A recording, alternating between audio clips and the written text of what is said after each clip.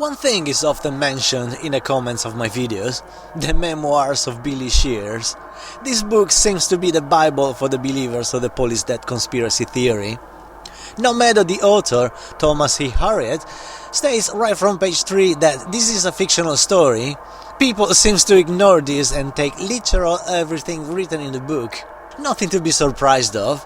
When Fred Labor, the man behind the famous article "Paul McCartney's Dead, New Evidence Brought to Life," admitted he made everything up, people kept on believing on William Campbell's and all those lies told in the Michigan Daily article. I personally consider this book a load of rubbish.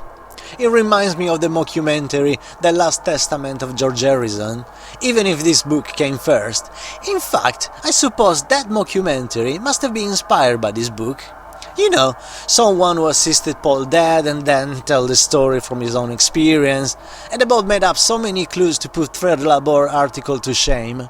The irony of the whole thing is that both the director of The Last Testament of George Harrison, Thomas E. Harriet, Fred Labor, and for good measure I want to include myself, none of us believe in the police death theory. You can tell when someone believes in this story. Either their videos or their comments are repetitive.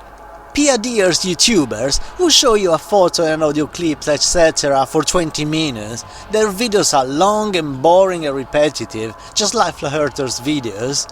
Their live streams are only meant to get donation, they hardly bring anything new to the table.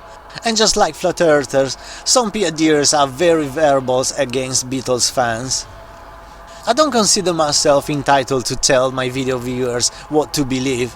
You guys made your own mind. I hope I won't be offensive if I ask you, all it took to turn you into a conspiracy theorist was a fictional book? Okay, so what if you read Alice in Wonderland?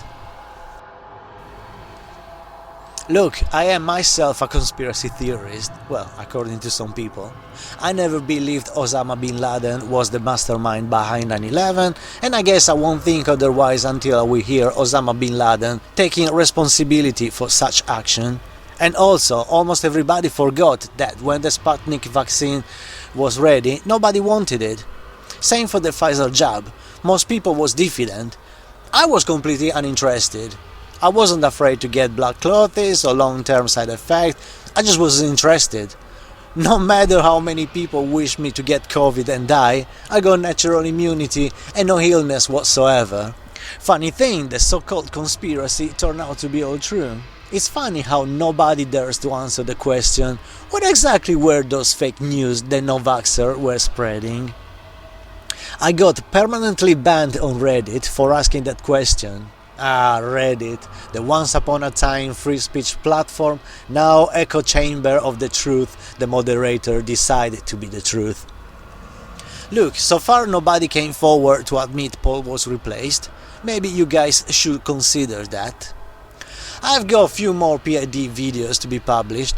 My goal is to normalize the PID conspiracy and turn it into a legend, or simply as a curiosity. You know, something like UFO sighting, ghost encounters, or magic tricks. Something that sparks the curiosity in people without affecting their own beliefs. As I said, you guys are free to believe in whatever you want. Life is very short and there's no time for fussing and fighting, my friends. Peace. Oh yeah, I was forgetting. To those who suffer a superiority complex and think they can humiliate those who think differently from them, your accusation made me feel pity for you. Next PFD video is coming next week. If you don't like it, don't watch it. Peace!